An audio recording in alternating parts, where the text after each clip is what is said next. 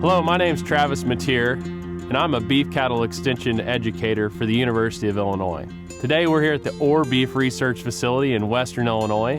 We're going to talk a little bit about animal behavior and animal handling. There's three main pillars to animal behavior and animal handling. First, cattle have learned behaviors, they have innate instincts, and they have sensory perceptions. Cattle want to see you. When you enter a pen or a pasture, you'll notice that cattle are curious. They'll look towards you, and that's because they have a prey animal instinct. They're very observant of their surroundings, and they will want to see you. And that's crucial as we're getting cattle up or moving cattle. We have to realize that we're going to draw their attention. Another thing is cattle want to go with and be with other cattle. Again, these animals are herd animals. They will follow the herd. They are gregarious and want to stay together, and thus cattle want to go with and be with other cattle. Cattle want to go around you. That's partly because cattle have a flight zone, and so if we enter that animal's flight zone, they'll want to release that pressure. And then lastly, cattle can only process one main thought at a time. So we can't ask them to do too many things at once. It's important to understand that when we apply pressure to an animal, we're going to initiate movement. If we want them to see or enter a gateway, that may be another ask. And if we want cattle to travel down an alley into a chute, all of these are different cues. And we need to keep in mind as a handler that in our mind, getting the cow to a chute may be one thought in our head, but it may require several thoughts for that animal. Another important element of understanding animal behavior is cattle vision. As humans, we see things through a different eyeball than a cow. Cows have a very wide angle of vision, and they can see nearly all the way around themselves, upwards of 300 degrees. Cows have a blind spot directly behind them, but because of that wide angle of vision, they have very poor focus and depth perception. Again, humans, we're more of that predator type vision, and our cows are more of our prey type vision. Cattle have the best forward and focused vision right in front of them. That 20 to 30 degrees directly in front of cattle is their best opportunity to focus. And you'll see that when cattle clue in on something, whether it's us as the handler or maybe a distraction in our working facility, they will put that directly in front of them. And so realizing that cattle see things differently than we do is another crucial component to understanding how to handle and move cattle about our working facilities. Another thing to think about is shadows and lighting. Cattle have poor depth perception. That may cause some issues. One thing to think about would be shadows, or if we have poor lighting in a working facility, cattle can perceive those as potentially obstacles or a hole in the ground as an example. Those things may contribute to poor flow and cattle balking in certain scenarios in a working facility. One of the most commonly discussed points in cattle handling is the flight zone. Cattle have different flight zones, so not all animals have the same flight zone.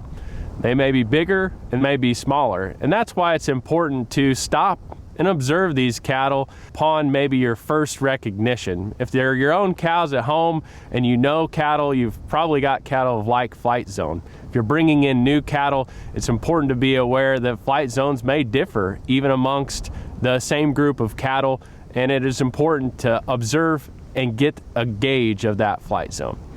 The differences in an animal flight zone can become from genetics, prior experience, or prior handling experience of the cattle. Remember, we talked about learned behaviors in cattle, and different learned behaviors can change an animal's flight zone. We know it's something as simple as a 4-H project where someone tames down a heifer or steer to exhibit them, that those cattle have virtually no flight zone. Versus cattle that come from big country or wide open spaces, those cattle might have a very large flight zone. When visiting a farm and first stepping into the pasture, it's important that you observe the general behavior of those cattle. if they become quickly alert and somewhat fearful, your response as a handler is going to be far different from cattle that are comfortable and gentle in their environment. Signs of fearful cattle are cattle that raise their head. They'll see more white in those animals' eyes, and those cattle may become agitated. They might start to defecate, their tail might start to switch, and they'll just show you general signs of agitation. All of these signs may allude to the fact that you may offer those cattle more distance and be just a bit more careful in approaching those animals. When moving cattle and handling cattle, the flight zone is one of the key principles to understand, and it's a great tool for producers to have in their mind as they ask cattle to move and navigate different facilities. Entering the flight zone will cause that animal to move. Position of the handler towards the animal will control more or less what direction that animal moves. So if we position ourselves behind the shoulder of that animal and we enter the flight zone, the cattle will move forward.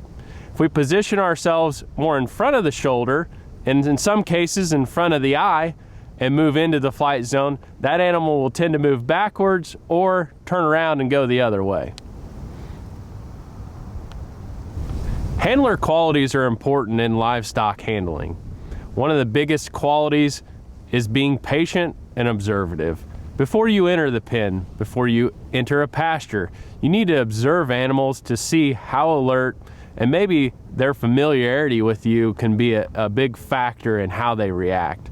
So as a novice, or if you have novice handlers coming onto your farm, the first thing you want to do is offer them suggestions, but make sure that they are being patient and observative of animals.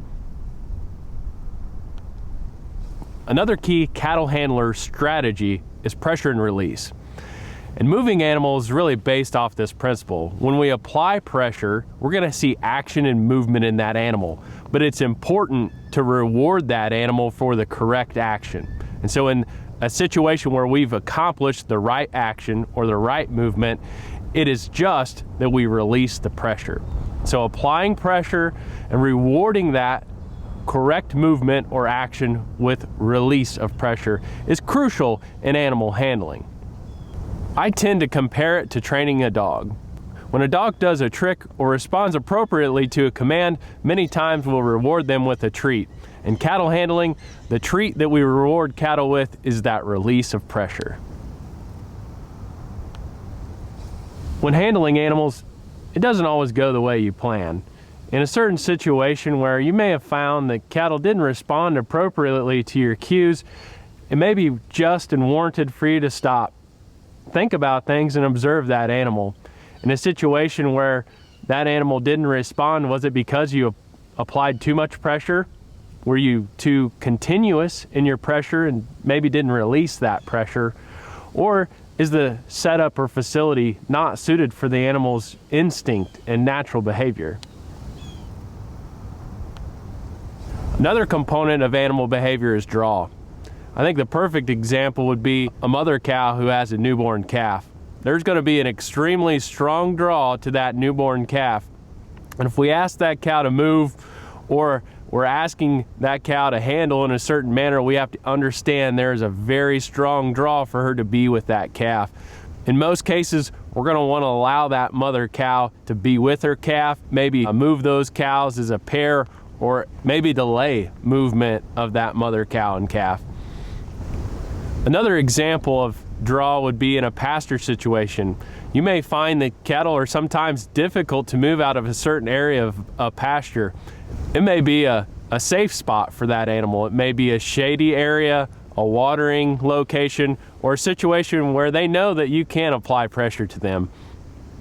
Another consideration when handling cattle would be the rule of three. When bringing cattle out of a pasture or into a working facility, it's best to have at least 3 animals. If one animal gets agitated or simply fearful, there's other animals there to provide comfort. Because cattle are herd animals, this small number of 3 generally results in better handling responses. All in all, understanding animal behavior is a crucial component of handling livestock. Being observative, being patient, and understanding the principles of Flight Zone will lead to a successful animal handling experience.